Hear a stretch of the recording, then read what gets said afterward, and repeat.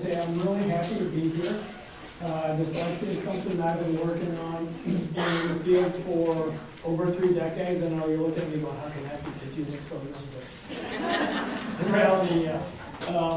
And you know, it's interesting, they're talking about accommodations and the things they needed, and it does take a lot of courage to get up here and talk about, you know, things that have been traumatic for you, but you notice these lights that are on the side. Did you notice how bright they were? Yes. Okay, well, I'm prone to migraines, and I came in here and I'm like, don't look at them, don't look at them, don't look at them. I was like, I can't, they're everywhere, right? And I said, is there any way we can turn them off? They said, no, they're courtesy lights, they stay on all night. I'm like, it's craziness. So they figured out an accommodation. They put the little paper on there, which is going to help, because I knew by the end of the day, there's no way. And see what happens when I get a migraine, my vision goes away.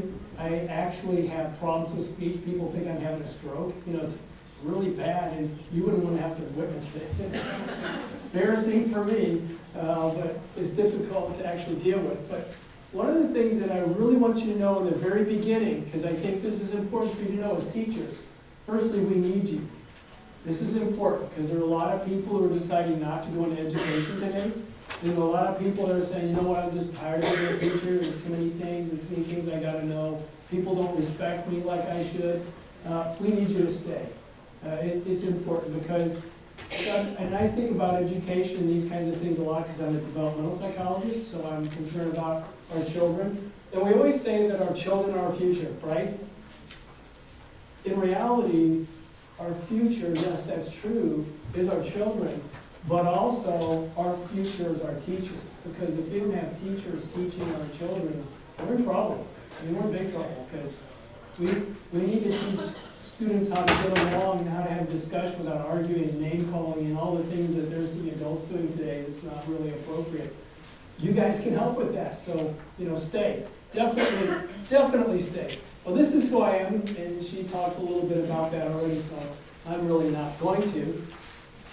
But dyslexia is a very interesting area. As I said earlier, I've been involved with looking at the research components of dyslexia for over 3 decades, and there's a lot of things that I want you to know, and I know you're going to feel like we're just kind of cramming stuff in. But this morning what we need to talk about is some basics, what the science is telling us about how reading works, how individuals with dyslexia, how their brains process information. And then, of course, this afternoon we're going to talk about what you can do about it. Because we certainly want you to know there's things you can do tomorrow that are going to change the lives of children with dyslexia. And so we'll talk about those things this afternoon. Firstly, what is dyslexia? Well, this is the definition from the International Dyslexia Association, and the IDA is comprised of researchers. They're comprised of parents and teachers and educators and lawyers and physicians. It's a huge organization, and this is the definition they're working with right now. There's a couple things I would personally like to see modified a little bit, but these are the characteristics, which are obviously coming from the definition. But firstly, it's a learning difference, and I really like the term learning difference. You know, in the very beginning, we talked about disability, and it's like, well, we all have disabilities. You know, they're talking about everyone has hidden disabilities.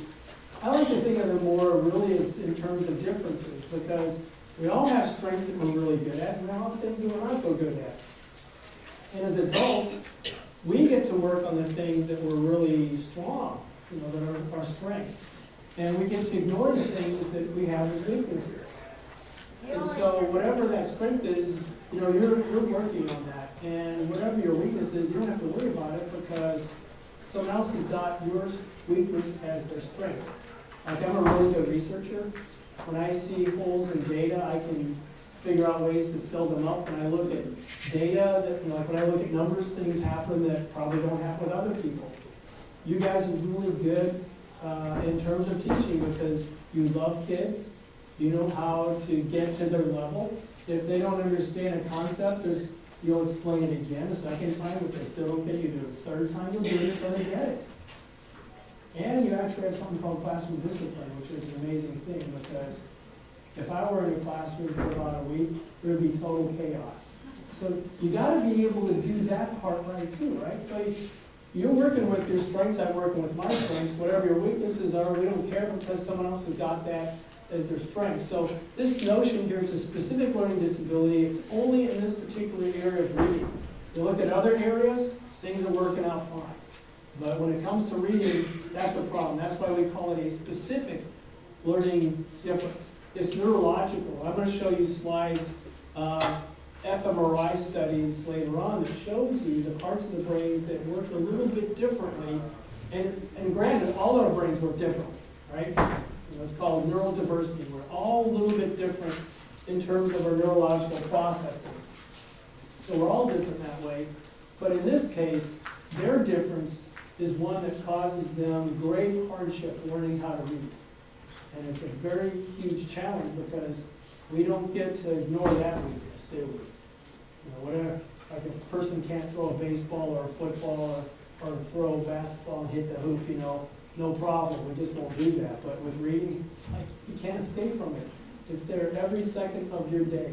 It's there at home. Your parents don't understand what to do about it.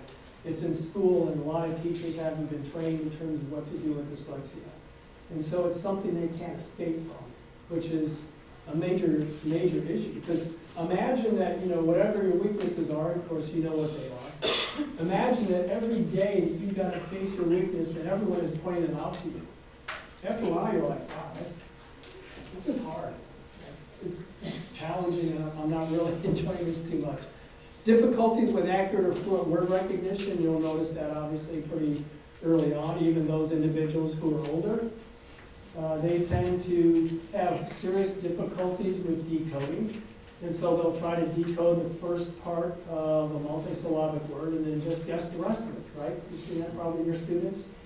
And you think, well, if you can decode the first part, why can't you just do the next part of it?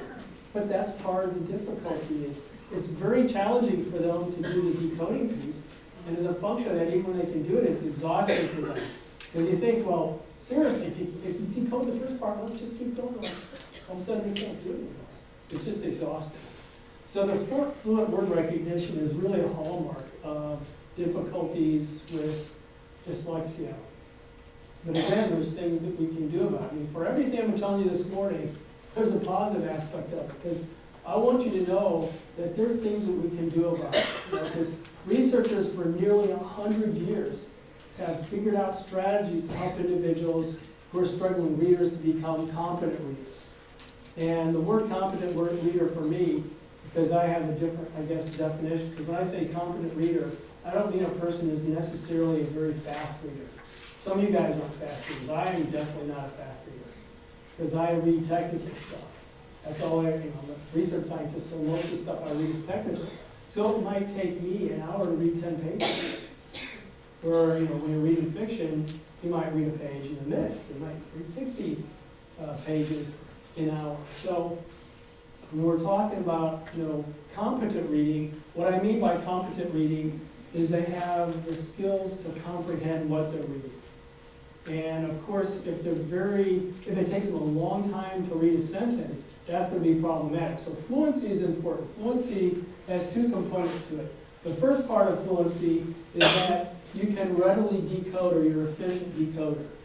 The second part of it is that you have the ability to have some intonation and things like that. Because, you know, we don't, as elementary, because most of you guys are probably elementary level. At the elementary level, we're worried about the efficiency part of the word decoding piece. But we forget about the intonation part, because fluency, like when you're listening to an audiobook, you're not hearing a person talk like this, but you're like, wow, that's just really horrible. Listen to a book like, you gotta listen to the intonation, the inflection, what's going on, right? That's part of fluency too. And some kids don't get that, particularly with dibbles. We see a whole bunch of words, they know how many words they read per minute, that's really important. It's not, it's really not important. I mean, dibbles is there really as a screener for us. It really wasn't intended in its inception to be necessarily an evaluation piece, but a screener, which an evaluation is a little different than a screener. So kids sometimes get the wrong idea. But we want them to focus on comprehending, and we want them to really be able to read with some emotion. So you know, that the fluency piece is very important. Poor spelling and decoding abilities. Spelling always lags behind reading. And you know this because there are words you can read really easily, but there's words like, okay, accommodation, 2 C's, 2 M's, 1 C, what? How does that work? Or occasionally, right? Occasionally was always get me. It's like 2 C's or 2 S's, how does that work? 2 C's, 1 S. Oh, okay, that's right. You know, because the English writing system, as it turns out, is kind of tricky and challenging. But when we're talking about kids who have dyslexia, it's treacherous. So really, there's a Finnish researcher, and in Finland, their writing system is really easy to learn how to read in. It's called a transparent writing system. We'll look at these things later on. And one of the researchers, I've heard him speak, and he says, I don't know how any of you people ever learn how to read in English. I was like, yeah, I'm super smart. That's what it's all about, right? But in reality, when we're looking at poor spelling, there's essentially 3 reasons why spelling is more challenging for us. Number 1, it always lags behind reading. You have to really understand that relationship between print and sound in terms of reading before you can actually use it very well to spell. Number 2, it's a different type of memorial task. In terms of memory, cognitive scientists will tell us a lot of different things about memory, but there are 2 general types of memory. So when we're talking about working with spelling, you know, we're dealing with a recall task. A recognition task is one, you know, it's like multiple choice when you're in college. The answer's there, right? You just have to recognize it. And granted, those types of tests can be very challenging as well, because they can make 3 of them sound really the same, right? So it can be challenging. That's why sometimes professors call them, instead of multiple choice, we call them multiple guess tests. Because sometimes that seems what's going on. But a recognition memory is, you do better on recognition memory than you do recall. And recall is like an essay test. We got to figure all that stuff out yourself, right? So reading is more in line with a recognition type of memory, where spelling is more of a recall task. So that's the second reason why it's more challenging. And the third reason is that the English writing system is very challenging. And so you put those 3 things together, and it just makes it pretty difficult for us to learn how to be spellers. And it does really lag behind reading. It results from a deficit in phonological component of language. And phonology, it really refers to our understanding of the sounds of our language. But in terms of phonological processing, although it's a term like, wow, that sounds pretty scary, but it just really means that we understand that words are comprised of sounds, and we can use those sounds as linguistic building blocks. In fact, we can ask the 4-year-old, because a lot of times, you know, you'll hear that we can identify kids pretty early on who are going to be struggling readers. You're like, well, how do you do that? Well, we can do that actually at 4 years of age pretty accurately. And at 4, we can ask a child, say the word cat. And the kid says cat. And you say, now say without that sound. The kid who's going to be a good reader is going to say cat. The kid who's going to be a struggling reader is going to say kitty, doggy. Because they don't understand, and their brain does not allow them to parse that word into sounds. And so for them, it's just one big unit. Like, well, say it without the sound. Like, I don't get it. And they're not messing with you. I mean, that's the case. A couple of years ago, I was doing in-service training in a school system where the superintendent was actually there, which I thought was really awesome, right? They have a superintendent there.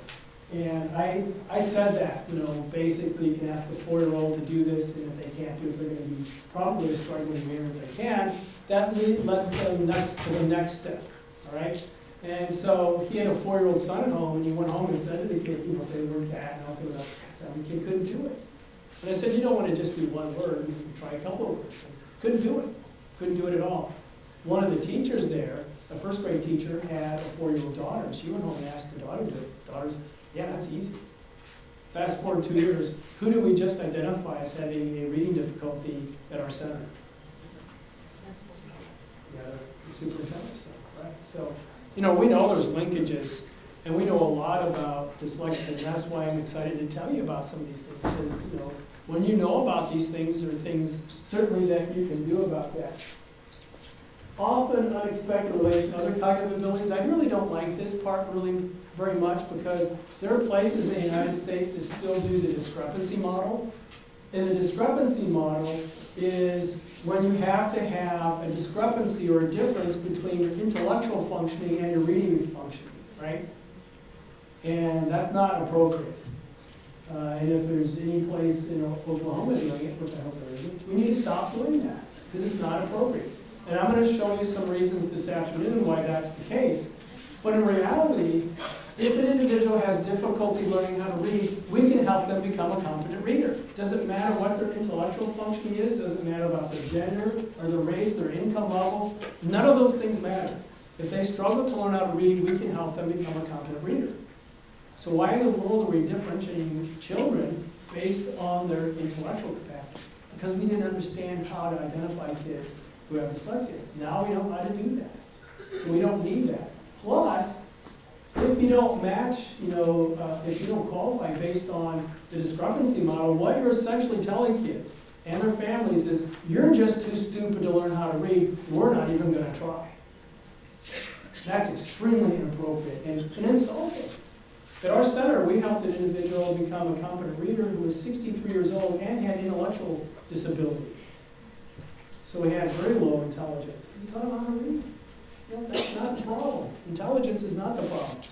If there's any relationship between intelligence and reading, it's a very weak correlation.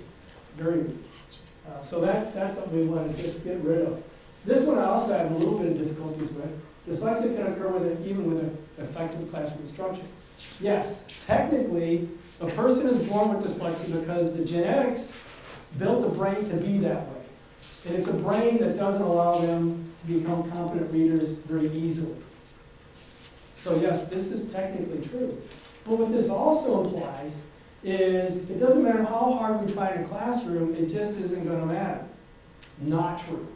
Absolutely not true. If we provide the type of instruction for individuals who have dyslexia to become competent readers, they will become competent readers. But this kind of implies, that's not what the issue is. And I just definitely want you to know, absolutely not true. And we're going to talk again about those issues this afternoon and how that works out and what we can do to help individuals become competent readers. I don't want you to think that after today you're going to be a dyslexia expert. But you're going to have some strategies to help your students.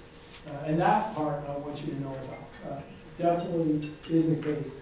And then, of course, when we're looking at, reading is how we learn about infrequent words.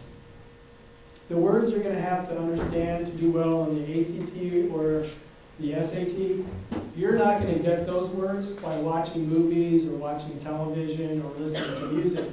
Because the infrequent words are infrequent and most people don't use them.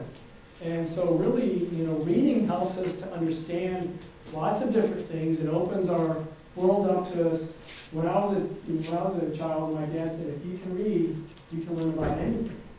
And of course, we know that's true, right? Of course, now we got YouTube, so YouTube's wonderful, right? But still, it's still important to be able to read because let's say something happens and there's apocalyptic thing happens and all we have left is no electronic technology. It'll be kind of cool to know how to read, right? That'll be important. So some characteristics of individuals with dyslexia. It roughly occurs in about 15 or 20% of our nation's children. And some researchers, will argue that it's more like 7. I hate that noise because now I gotta wake up.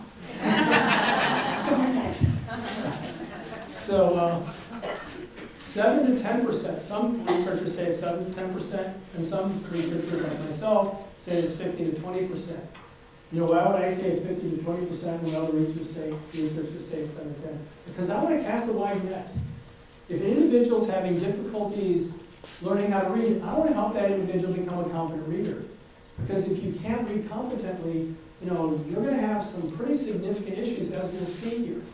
And I'd rather cast a wider net. In fact, We could actually probably cast it even wider because, as you know, the national report card came out a couple weeks ago in terms of reading, right? How do we do as a nation? Horrible. Horrible. A third of our children are not reading at the basic level. A basic level means a rudimentary ability to read, which means we have a third of our students essentially not reading, which is sad. It's extremely sad. And we have 60% of our nation's children who are not reading at a proficient level. How are we competing with other nations? Now, how's that working? Well, the good news is we know what to do about that. The bad news is you haven't been taught how to do that. So what's interesting, for about 100 years, we've known what to do with individuals who are struggling readers. Parents desperately want their children to learn how to read. Children want to learn how to read. When people say, like, if they just try harder, if they're just more motivated, how many guys are kindergarten teachers? Okay, what's the one thing that children do when they go to school academically? Read. So you're telling me all of a sudden they get to school, they desperately want to learn how to read, and all of a sudden, oh, I don't want to learn how to read anymore. That's what's happening. We beat it out of them because we don't know what to do to help them become competent readers. And what's really interesting, the very same way that we should be teaching children who have dyslexia how to read is actually the way we should be teaching all children how to read. So, we have researchers that know what to do at least almost for 100 years. And the last 3 decades, for sure. We have parents who want their kids to learn how to read. We have children who want to learn how to read. We have teachers that want to help their children become competent readers. It's like, then where's the disconnect? How come we're not all on the same page? Because when you were in school, my guess is you didn't learn anything about the science of reading and very little about dyslexia. There's the problem. In fact, that's why, and I hate to say it because actually saying this term is like saying Voldemort, right? But that's the reason why No Child Left Behind was created. Is because Reed Lyon, who is was giving out millions of dollars a grant, millions of dollars a year in grants. The data was saying, yes, we can help individuals become competent readers. And he's thinking, why aren't we? Maybe we ought to create some law to help people get on the same page. Well, of course, everything else, the gist of it was a good one, right? But the rest of it was really pretty horrible. Because the end of year performance and stuff like that, where, to incentivize people to learn the science of reading, we're going to punish them for having poor performing children. That's, behaviorally speaking, that's not a good way to do business, is it? Right? Because actually, B.F. Skinner, who came up with the notion of operant conditioning, right? He says that if all you do is punish individuals, you're not doing it right. In fact, he would say things like, if you ever have a boss that says to you, the only time you're going to see me is if you're doing things wrong, if you're doing things right, you'll never see me, that's a horrible way to manage people. Horrible, right? So there's a lot of things that, if we get on the same page, we're going to be very powerful again. We know what to do to help individuals become competent readers. But you might want to ask maybe some individuals in your college event, like, how come you guys quit talking about this? Kind of help us out. When they say, oh, we're doing a good job, then ask them, why do we have 33% of our nation's children not reading competently? Why? If you're doing a good job teaching us how to do that. Because I want to know this stuff. We need to change that. And I used to be a lot more politically correct about that. But today I have to tell you that firstly I'm right and righteous, and I'm just tired of seeing kids suffer. Because the types of things that happen when kids have dyslexia, it's not just they have problems reading. And they're telling you stuff up here and they're hinting at it. They weren't even giving you the full spectrum of how they feel. So 50% do not graduate from high school with diplomas. We brag of having 97, 98% graduation rate from high school. That's not anywhere near the truth. When you start looking at kids who start kindergarten who actually graduate from high school, it's way less than that. My guess is probably, if we're going to kind of pad things a little bit, probably at 85%, and maybe that's not even all that accurate. And we know that if individuals don't graduate from high school with diplomas, they're going to make thousands of dollars less a year than if they graduate from high school. Just like if you go to college, you'll make thousands of more dollars a year than if you don't. Unless you go to course, you didn't get into it for the money, did you? Because if you did, you made a mistake.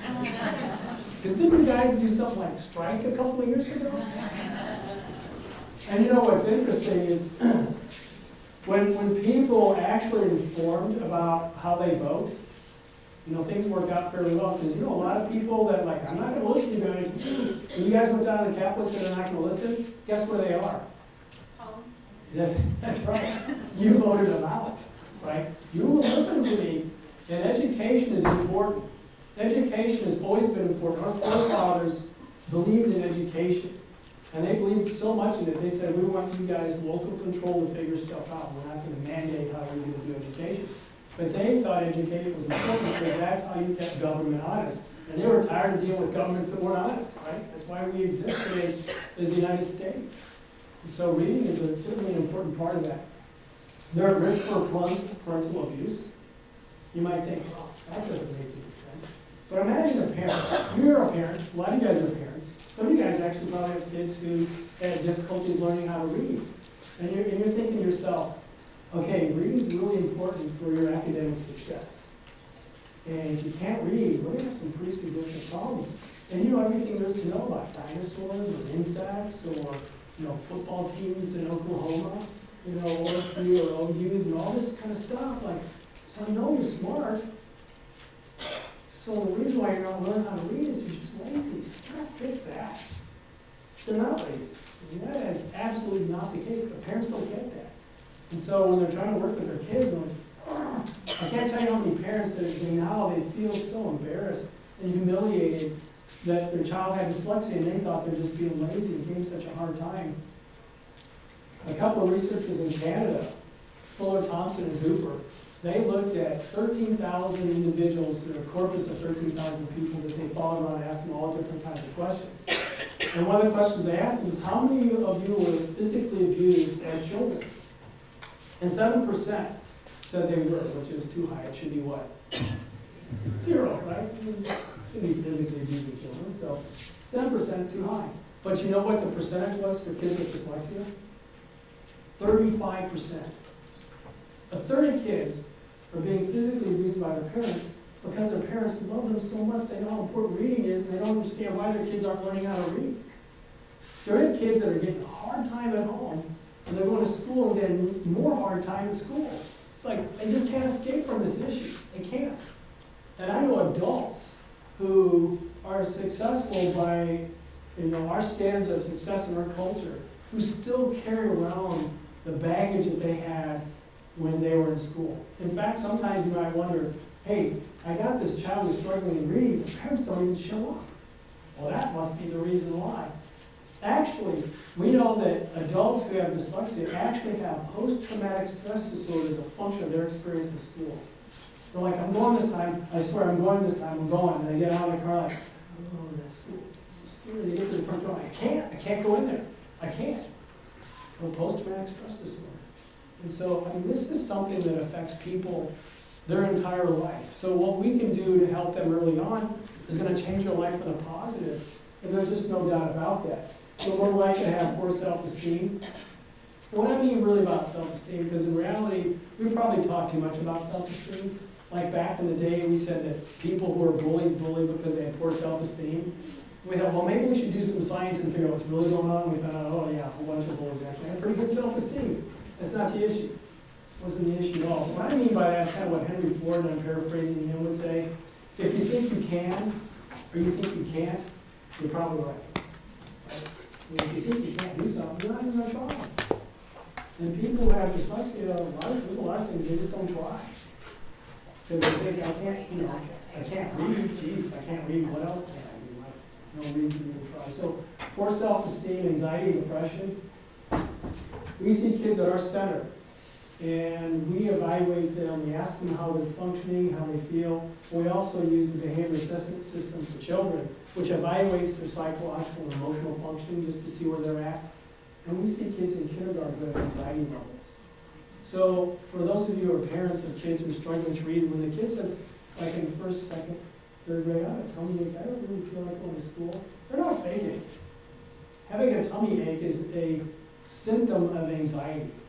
They don't want to go to school because they're tired of not being able to do something everyone else can do. They think everyone else can do. Actually, they've got a whole group of other people who are in the boat with them, right? But they don't know that.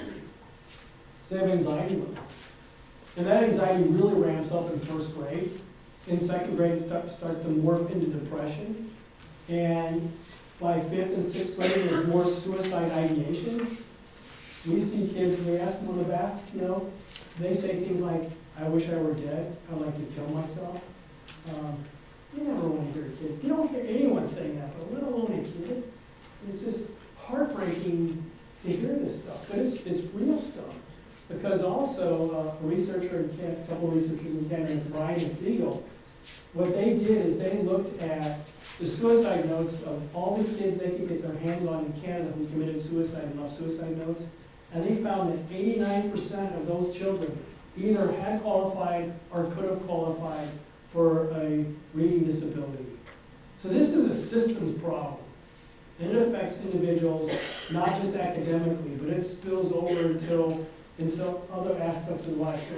It's pretty sad, really. And those individuals who are in pain are more likely to abuse substances. I think for those of us who do not abuse substances, we're like religious people. But in reality, people abuse substances because they're trying to escape pain. Physical pain, psychological pain, or emotional pain. And personally, I would rather have physical pain than emotional or psychological pain. I think a lot of people kind of feel that way. But the opioid epidemic we're seeing right today, because we don't tolerate pain, and we're prescribed medication that you can get addicted to very, very quickly. I know some of you guys probably took Stadol when you gave birth or had a toothache, Stadol. Do you know how long it takes before you can be addicted to Stadol? 2 days. 2 days. Why in the world would you prescribe something and you get addicted on in 2 days? Because your pain's not going to be gone in 2 days, right? It's crazy. And so the people who are addicted to drugs very often are just like us. They're in some type of pain, and these people are trying to escape from the emotional and psychological pain. They're more likely to be involved in the juvenile court system because they're more likely to drop out of school, more likely to be involved in the criminal court system, and more likely to need public assistance. And so really, truly, we view this at our center as not just an academic problem, but a social one. And I think we can see that too.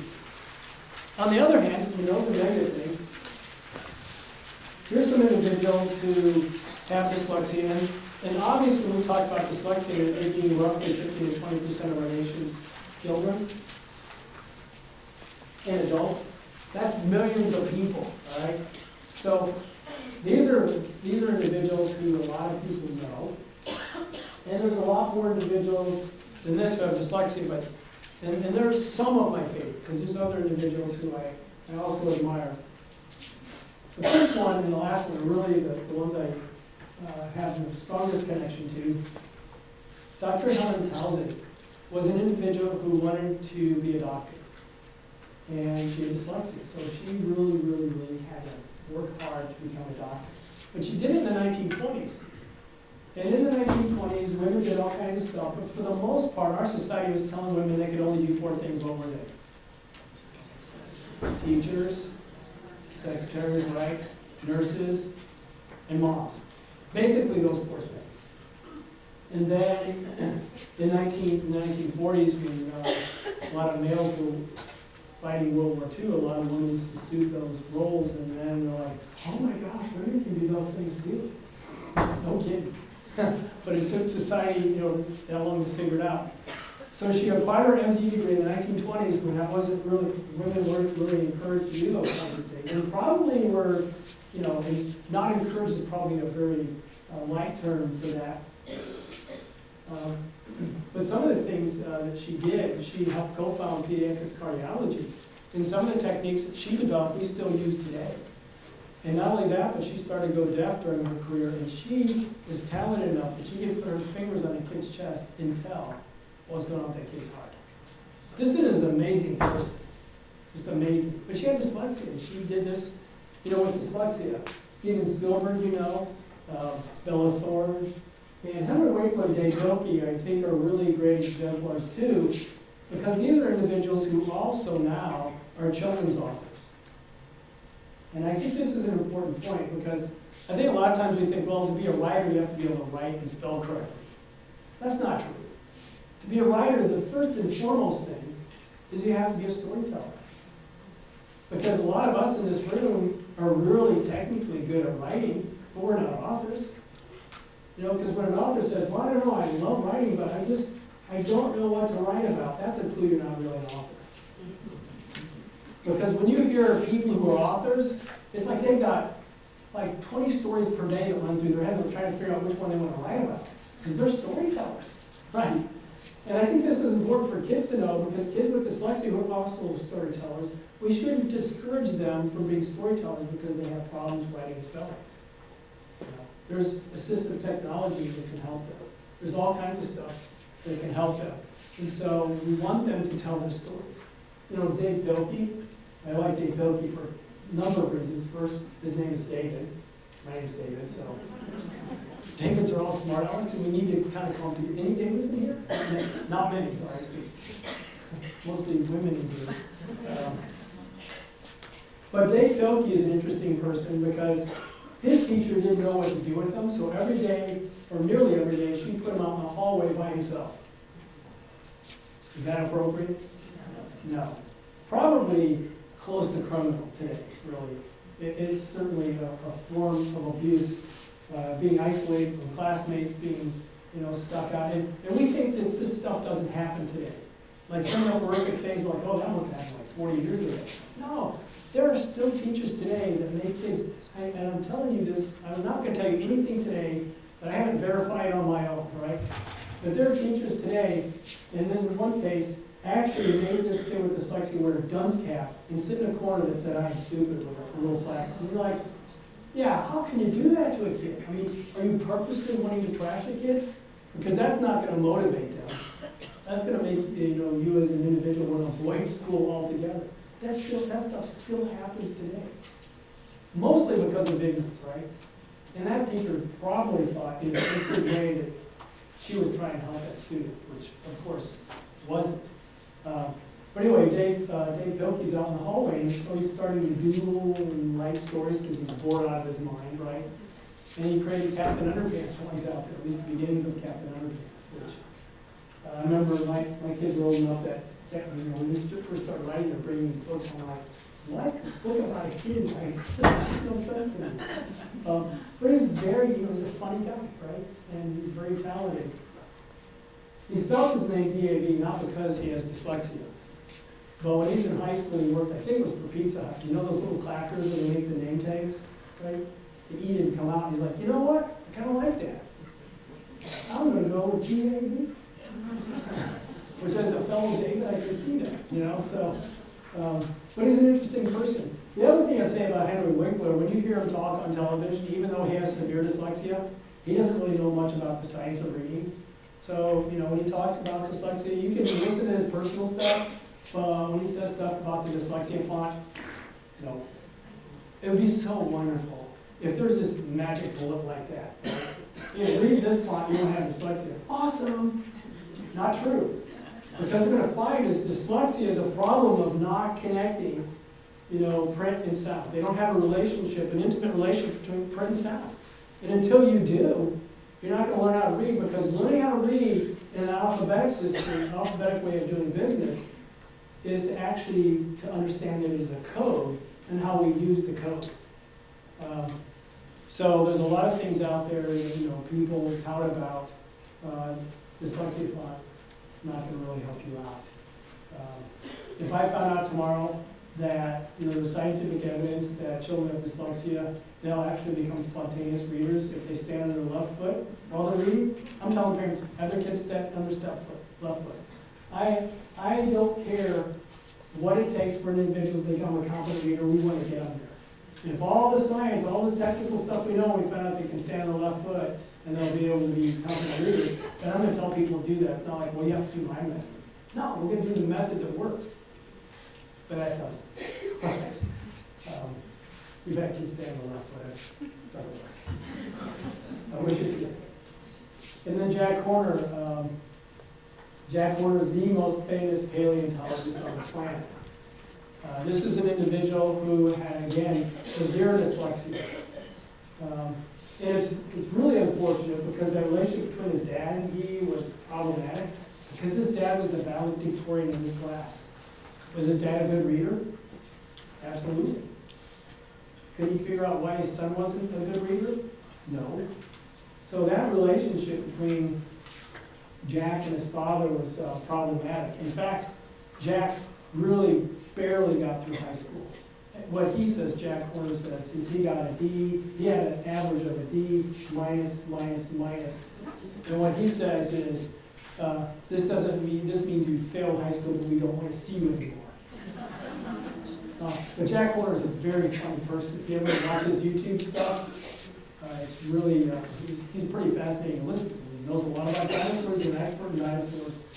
In fact, he was the first person who looked at a dinosaur and he'd say, I wonder what's inside this dinosaur. So he cracked it open after convincing people that would be an appropriate thing to do because prior to him, they thought dinosaurs were too precious to actually look in. So he cracked it open, and what did he find? The first dinosaur embryo. He discovered the first dinosaur embryo. When I was a kid, we were taught that dinosaurs basically laid their eggs, they hatched, the dinosaur offspring hatched out of their eggs, and they just ran around nilly-willy. But Jack Horner found, nope, from nesting patterns, it's clear that dinosaur parents actually take care of their young. So he taught us a lot about dinosaurs. But he had severe dyslexia, tried to go to college 7 different times just couldn't do it. And that relationship, like I said, with his dad is still hard for him because he's 73. When he talks about it, you can tell it still emotionally affects him. So these things don't, necessarily go away. So Jack Horner is kind of interesting. Of course, one little tidbit I'll tell you is that he wants to do some stuff with dinosaur DNA and chicken DNA because chickens are very close related to dinosaurs in terms of the phylogenetic scale. And he wants to create what's called the Chickenosaurus, which first I'm thinking to myself, did you not see that movie? It didn't turn out very well, did it? And I've got neighbors who've got dogs in their backyards and I don't want them to have dinosaurs. I'm not taking care of them very well, actually. In fact, when I was a child, you know how you have those kind of stress nightmares and stuff? My stress nightmare was a Tyrannosaurus Rex that was looking for me, and I hid in a closet in the middle of our house, and the dinosaur took the roof off and found me. And I had that all the way through college, And I recognized that I stopped having that particular nightmare when I met my wife. So she took the dinosaur nightmare away from me. Some common myths. And myths are things that are not true. They're not true, but people think they're true. So we're going to talk about the myths because I want you to know these myths, not only for your own personal information, but a lot of parents think these myths are true too. They're not.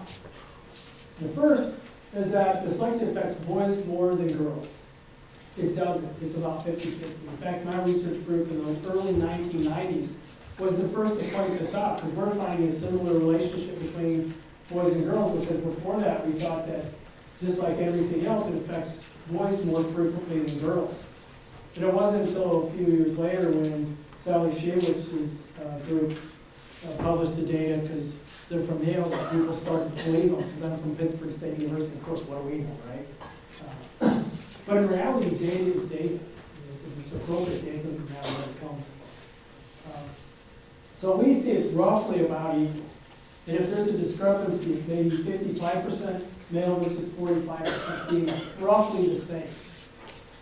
But as you guys are taught when you're in school in terms of development, almost everything that can go wrong with humans happens more frequently in males than it does in females, to the tune of about 3 to 4 times more often in males than in females. In fact, there are more conceptions that are male because they're less likely to plant. There are more fetuses that are male because they're less likely to be born. At birth, it's it's close to like 51% male versus 49% female. 3 to 4 times more things can go wrong with males than females at the end of life. Female. So in the 1950s and 60s, and we're talking about the weaker, the fairer sex, wasn't females. Not from a developmental standpoint. Clearly not the case. And, so, sorry dudes for pointing that out, but that's pretty much the case. Dyslexia is a visual difficulty. It is absolutely not a visual difficulty. If that were the case, we would do things a lot differently. In fact, in the late 1920s, we knew from that point forward that it wasn't a visual difficulty. But the reason why we think it's a visual difficulty is because kids were learning how to read, they reverse letters, don't they? Any of you first grade teachers? Okay, first grade teachers, all right. Are kids today who are going to become good readers, are they still reversing letters? Yeah. Because until you have an intimate relationship between print and sound, those letters look the same. B, D, P, and Q. There's several others that kind of look the same. So they're going to reverse them. So kids who are going to be competent readers, by the end of first grade, they're not reversing letters as often. They're still doing a little bit in second grade. By third grade, really not much at all. Because they have now an intimate relationship between print and sound. They're not going to reverse those letters. The kids who have dyslexia still don't have an intimate relationship between print and sound. And so they're going to continue to reverse letters until they have that relationship between print and sound. And I see adults, I get email messages from adults across the United States on a daily basis. And sometimes they'll tell me, oh, and by the way, I'm an adult who has dyslexia, and I want to write back snarky saying, well, I can tell. I don't, because that's not a nice thing to say, right? But in reality, you can tell because they still reverse letters, even with spell check. And one of the strategies that adults and sometimes children will use, because B and D really are almost exactly the same, aren't they? The lowercase b and d. They'll actually use an uppercase B or a D, even if it's in the middle of a word. Because that helps them to understand the relationship between print and sound. I'm okay with that. Because I'm an eclectic. I want someone to read. I don't really care how they do it. In fact, this doesn't happen very often. In fact, one time in the 30 years that I've been working in this area, one of my interventionists called me and said, hey, we're reading the book. This kid struggled to read. And I started reading the book, and I was pointing out the letters, and so the kid's on the other side of the table, so the kid's seeing the book upside down, and the kid started to read a lot better. And like, what should I do? I'm like, read the book upside down. I don't care. But that's not going to work for kids with dyslexia. I mean, that's not one of the problems. It's not a visual problem. So when you hear messages on the radio that says, if your child has dyslexia, reading difficulties, attentional disorders, or autism, and they start naming a bunch of things, firstly, right then and there, turn off, change the channel. Because when they clump many different things into one thing that's going to solve the problem, it's not going to work. Because when we look at those issues of ADHD, or we're looking at dyslexia or autism, they're completely different things. And yes, they're neurologically based issues, but they're completely different things that have completely different answers to them. And so when they say, come to my center, what we'll do is we're going to do eye training, tracking stuff. This will help them. No, it won't. And I'm not saying these individuals are shysters that are just going for your money. Some probably are. But they don't understand the relationship between what is happening here. Because individuals who are good readers, and when you're good at something, you tend to like it because you're good at it, right?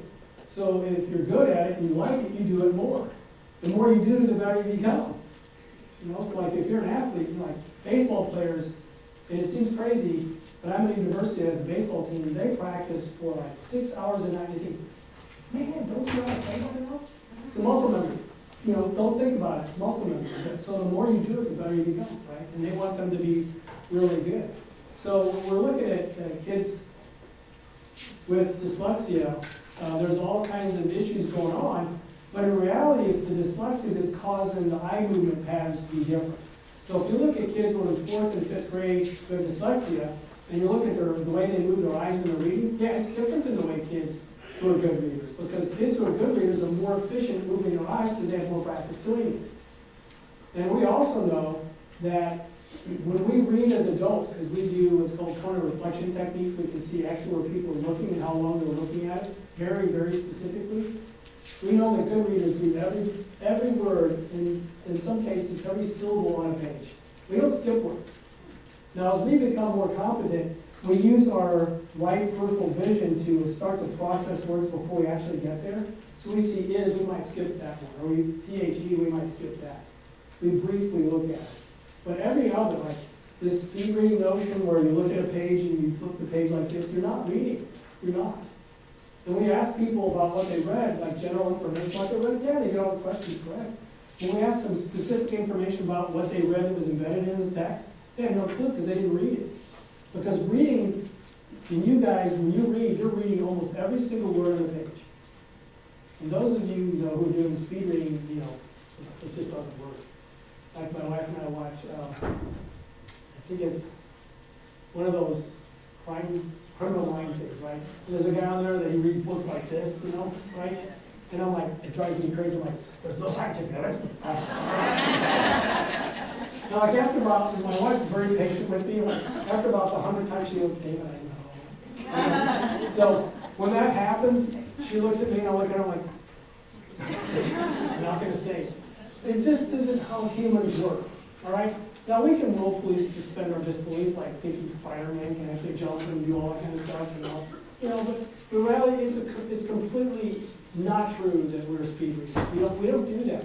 Our brain doesn't process information that way. And I think it's problematic because we're so inclined as a population to believe all kinds of stuff we see on TV, like, oh yeah, people can read like that. It's like, no, they can't. I'm just telling you because I can't do it at home. Just telling you that's not how it works. It isn't. It's absolutely not how it works. So that letter reversing thing is not a visual issue. In fact, when we look at, like I said, those the visual eye training stuff, that's not going to help. And the reason why I'm really uppity about that is because here we have kids who are struggling. They want to be readers. They have everything they ask. Oh, please help me become a competent reader.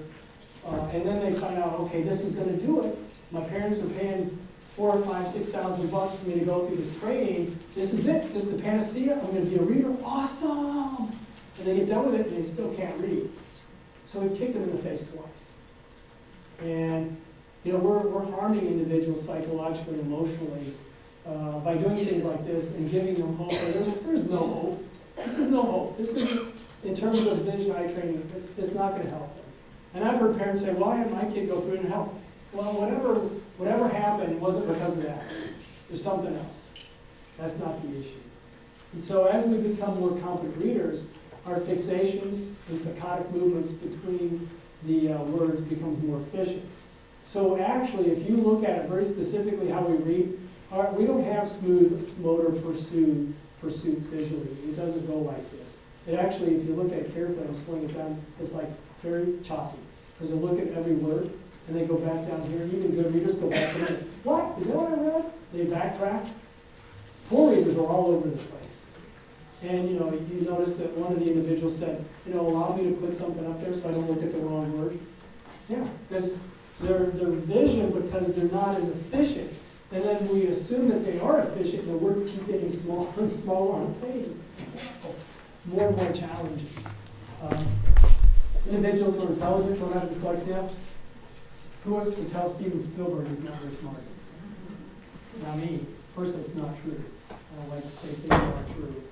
I was born in Missouri, which is a show-me state. You show me the data, I'll change my opinion.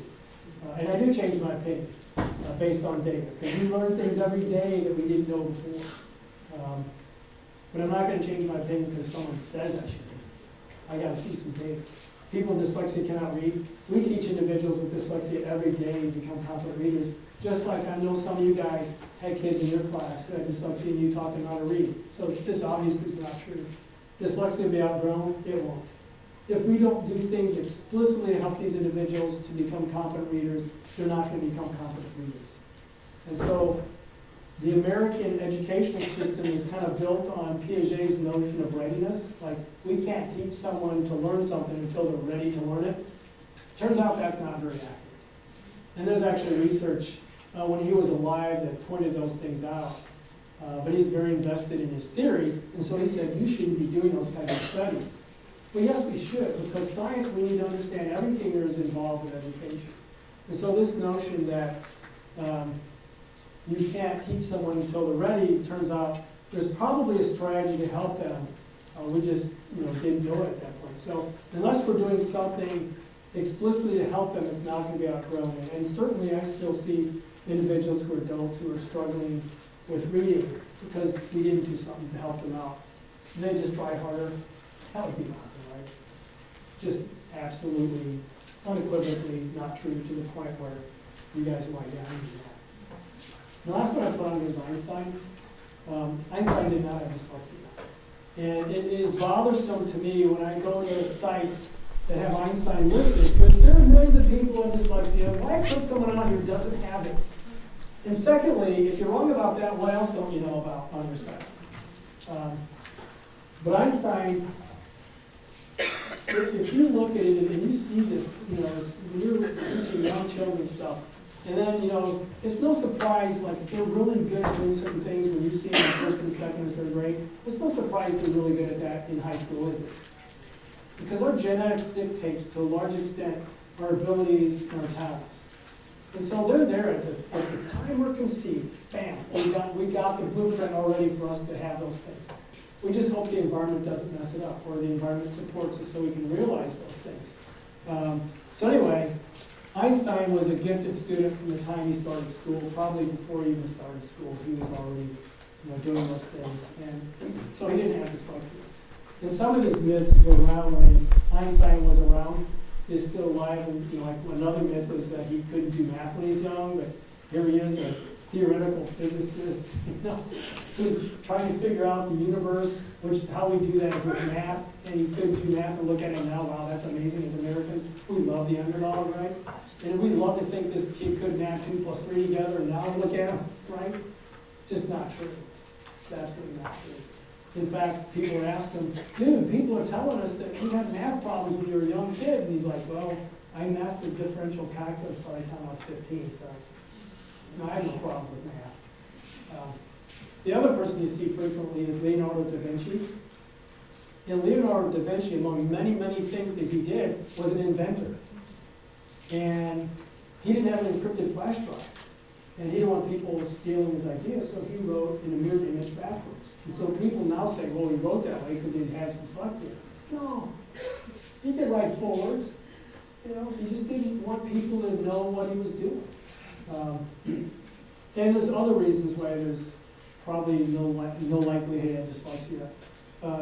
Number one, not many readers back at that time, so the fact he's reading kind of indicates that there probably wasn't a problem. Number two is reading in Italian and Latin. Italian is a transparent writing system that is very easy to learn how to read it. Even if you have dyslexia, you're probably going to be a competent reading with a transparent writing system. And so there's just no evidence that that's the case. And plenty of evidence that it's definitely not true. So here, I want you to see that acquiring speech is a natural process that almost everyone is born with. I would say everyone, but as a developmental psychologist, I know that everyone is not something you can say in development. Right? You can say, well, how many uteruses do women have? And we're all going to say, well, one. No, some people have two. And you're like, what? Yeah, that's true. How many testicles do male have? 2. There's some that have more than that. It's called polyorganism. So there's all kinds of differences.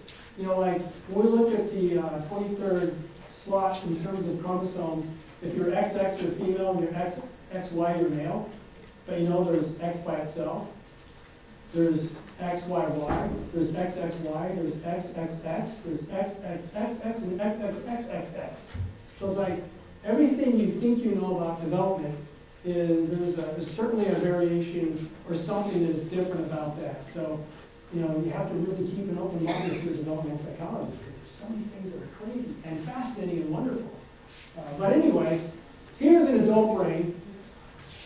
And this is how the adult brain, and when you see colored parts of the brain, that means the brain is activated. That means neurons are firing as a function of that stimulation. is, in the old days, we would only learn about how the brain functioned if a person could do something and they had an injury and then they couldn't do it, and then when they died, we look at their brain and go, oh, that person got hit on the side of the head right here really hard, and it caused brain damage. That's why they couldn't speak anymore. Oh, so that area of the brain must control speech, right? So here, when a person is listening to speech, that's the part of the brain that's lighting up. That's an adult. On the other side is a 2-month-old infant. Do infants understand speech? 2 months? No. They don't understand it, they can't produce it.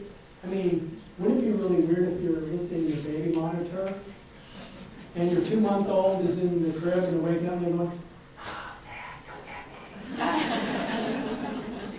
me. You'd feel like, you'd be running the room, who's sitting there with my baby? Right? They don't speak. But when they hear speech, look at the part of the brain that lights up in exactly the same way that adults do. Exactly the same way.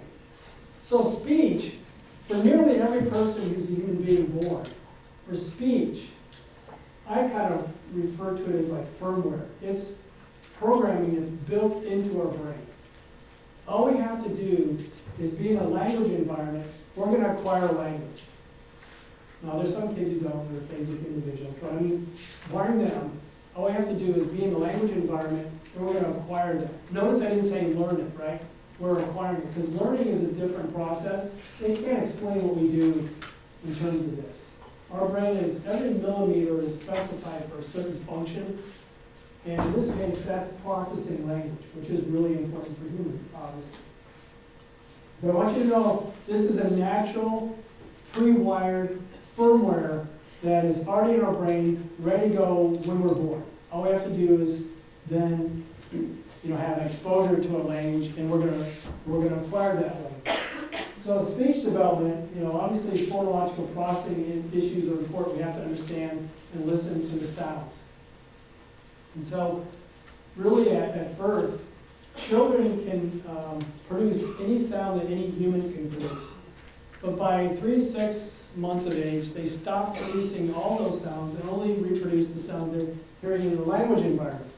And that's one of the reasons why, like if you're in an English environment, and then you learn Spanish at 13 or 14, and you're like, I can't do that R thing, I can't do that, I can't say oratón, I can't do that. Like, well, they dropped it out, right? And we didn't practice it, so it's really hard to get that back into the language. So then by about a year of age, individuals are able to comprehend quite a bit about language, but they only probably produce a dozen or half a dozen words. By 18 to 24 months, they do what's called holophrastic speech, which means they produce 1 or 2 words to mean a whole entire sentence or thought process. Like today, it's really sunny outside. A child might think to him or herself, who's 19 or 20 months old, hey, it's really pretty outside. Look, it's really sunny out there. It'd be really fun to go outside. Let's go outside and play. But what they say is, go outside, because they don't have the language yet. Then by 2 to 2.5 years of age, they do telegraphic speech, which they keep a lot of the modifiers out of there. Then by 3, they're really speaking more or less like adults. They don't have some of the verb tenses correct, or some of the adjectives or adverbs or whatever, but in reality, they're speaking pretty closely to adult levels, and they're acquiring a massive number of words per day. It makes no sense, other than to understand our brain is built with this firmware to help us to acquire language. And so, our brain is also fascinating. This is an acoustic signal of me saying, I like to read. But can you tell where the word I and like, where they're separated? Well, they're not the acoustic signal, but our brain parses that information into syllables and words, and actually into phonemes. Our brain does some amazing things, right? But reading is not a natural process. And I really want you to understand this and appreciate this. Acquiring language is firmware that's built into our brain. We were meant to do that. Reading is what neuroscientists call neurorecycling, which means we're using a part of the brain that wasn't built to do that, to do that particular task. And some individuals' brains weren't built to do that at all. And that's why we have individuals who have dyslexia. It's neurologically based. Their brain was built to do something else, not to read. And 200, 300 years ago, we wouldn't care because no one was reading anyway. Even 100 years ago, you could be an auto mechanic or a farmer or do production, you wouldn't have to read. But today, every single child has to read. Almost every single job in the United States requires some level of reading. Can you think of a job that doesn't, really? Well, being on a trash truck, maybe, if you're having to pick up trash, maybe. But almost every other job, most of the production jobs in the United States are being done somewhere else. Most of the jobs in the United States are service-related jobs, and service-related jobs require education, which require the ability to read. So if you can't read, we got troubles today. And we need more and more people to understand that they need to really take high school seriously. Any high school teachers in here? Yeah, they need to take high school seriously. Because the individuals who are suffering today economically are the ones who didn't do much in high school. And they made poor choices. And the issue is, really, in education today, there's a couple things we need to stop doing. One of those things, just broadly, we have to stop telling people you're not a successful citizen unless you go to college. Absolutely not true. Not true. I mean, only 20% of people will graduate from college. We're telling 80% of other people you're not successful human beings. That's really crazy, right? We have to stop telling people you have to go to college to be successful. We need to tell them like there's other tech-related jobs that you can be involved with that are important. I mean, we still need plumbers and electricians and those kinds of things too. But I don't know if you've seen this meme on Facebook where it says, if you're an electrician today, you can make $90,000 a year. We shouldn't be telling people that either, because that's not true. You're not going to be making $90,000 unless you've been in it for a while and have your own company. So you're probably going to make $35,000 coming out of the box, right? We need to be realistic about these kinds of things. We need to give people opportunity to do the things that they're good at. And I think sometimes we get so focused on what they should be doing and what we think they should be doing. And that all started in the 1960s when we were racing against the Russians to get to the moon first, which actually is not a conspiracy, it happened. Like I said, I'm a research scientist, and one of the things I don't like is when people use science to make their point over here, and then they're really being silly about ignoring science over here. Like there's people who believe that the world is flat, right? It's a disc, it's a flat disc. I'm like, are you kidding me? I almost want to have a stroke every time that happens. Because since the 7th century, educated individuals have known that the Earth is a sphere. The most common object in the universe is a sphere. Flat, it doesn't work. It doesn't work at all. So anyway, the process of learning to read, obviously it starts off with speech, because what we're doing with reading essentially is we already have our spoken language system here. And what we're trying to do is map on a writing system on top of it. So we're connecting print and sound together, right? As I talk about, the relationship between print and sound, that's the important thing. We're trying to map on a new system onto a system we already know.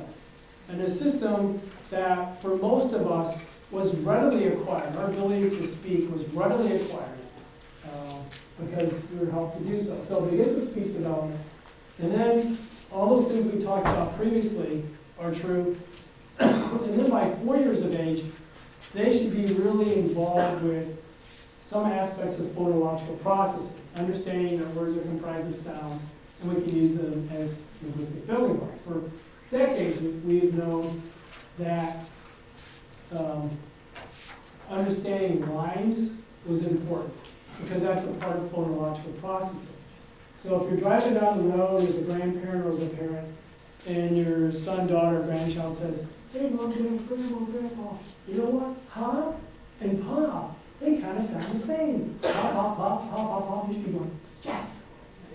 Because that's the next step they have to become competent readers. If they can't do that, we need to do something to help them. And if they can do it, then they're ready for the next step, which is then to put them in a situation where they're learning about the relationship between the letters and the sounds. The sounds they already know, and linking them with the letters they don't. if we can do that, then they're getting ready then to decode, right? So decoding is the next thing. We show them small words and have them decode the letters into the sounds, and then we synthesize them together to read the word.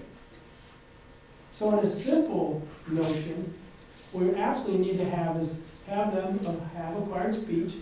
They understand phonological processing. We link letters and sounds together. We teach them to use that information, then to decode letters into the sounds, then the blender synthesize them together, and then to recognize the word they just pronounced as a word. That's the reading process, right? Seems pretty simple. In reality, if we teach it that way, it is really simple, barring we do some other things along with it. So we can teach kids to be competent readers, and it's a way easier to do it when they're younger. And so we then also want to work on spelling, because we want them to understand they're dealing with a code. And you use that code to decode to read the words, but we also want them to think about the sounds and then link the letters with it to spell and to write. And when I was a kid, we did reading in the morning, we were very energetic, we were really interested in reading. And then we did spelling in the afternoon. Usually it seemed like it was after lunch. We're already a little drowsy, right? And spelling's boring, and there's no linkage between decoding and encoding. So you don't appreciate the fact that it's just part of the code you're learning how to read. And as a function of that, people they're just not as good at spelling. And spelling can be more challenging anyway. But if we teach them at the same time and teach them it's just a reciprocal aspect of learning the code, kids are going to get that. They're going to understand that a lot better than if we don't. There's no doubt about that. And then, of course, we want to focus on comprehension. But in reality, comprehension is obviously what we're trying to accomplish when we're reading. And children actually do a fairly decent job with comprehension if they get those other pieces in there. And notice that, one of the children up here earlier, they said that, or she said that when she reads out loud, she understands it. Well, absolutely. Because we know that individuals who have dyslexia reading problems, they have really good listening comprehension. And that's why, again, we're going to talk this afternoon about accommodations and assistive technology, but they're really, really, really important. Because the assistive technology, if we have children who are reading or listening to audiobooks, they're going to learn the information and have access to the information. If we say the only way you can have access to the information is by reading, then we're telling them, you're not going to probably learn this stuff. And everything they do becomes a reading test. So we want them to actually have access to that information. So audiobooks are really important because when they listen to an audiobook, we ask them questions about what they listen to, they'll tell you. They've learned the information. But they didn't learn it through reading because they don't do reading very well. But it's important that they have access to that information. And so there's a lot of things that are important there, but they kind of get the comprehension piece. But one of the reasons why we're really interested in, as primary or elementary teachers are interested in the fluency piece, is because we have a finite amount of cognitive energy that we can deploy towards cognitive tasks. And when we're first doing something, we use almost all of it to do that task. Like, I know it's hard for you to remember when you were first learning how to read. I mean, not read, but we'll talk about that in a minute. But so learning how to drive, you had all those things you had to pay attention to, and you had to keep the car on the road because it wanted to go off the road. I don't know if you remember this, but there's a lot of stuff that you're doing when you're driving. But now you've done it so much, it's become what cognitive psychologists call an automatic process. An automatic process is one that takes very little cognitive energy. So you can deploy that cognitive energy to deal with other things while you're driving, not texting. We're, as human beings, we're very, very poor at multitasking. Because multitasking for humans is a serial process, which means we do this task, we do this task, we do this task. And we're doing multitasking, what we're doing is we're switching between them rapidly, which means we're not doing either one of them very well. Parallel processing, we can do things at the same time. And we can do some things like I can talk and I can walk, right? So I'm parallel processing right now. But walking takes such a little teeny tiny bit of cognitive energy, it almost doesn't register at all. So when we're learning how to read, to decode and to do the initial part of the mechanics of reading takes, let's say, this much amount of cognitive energy, we're deploying this much toward it. And so we only have this much left over for comprehension. But as we become more efficient at decoding and synthesizing, as we get more efficient, we use less cognitive energy, we're using more cognitive energy to do the actual comprehension piece. So as we become better at the mechanics of reading, we can deploy more of our cognitive energy towards comprehension. But even when kids are using most of their cognitive energy to actually do the mechanics of reading, they actually have a little bit left over for comprehension, which I actually find fairly shocking.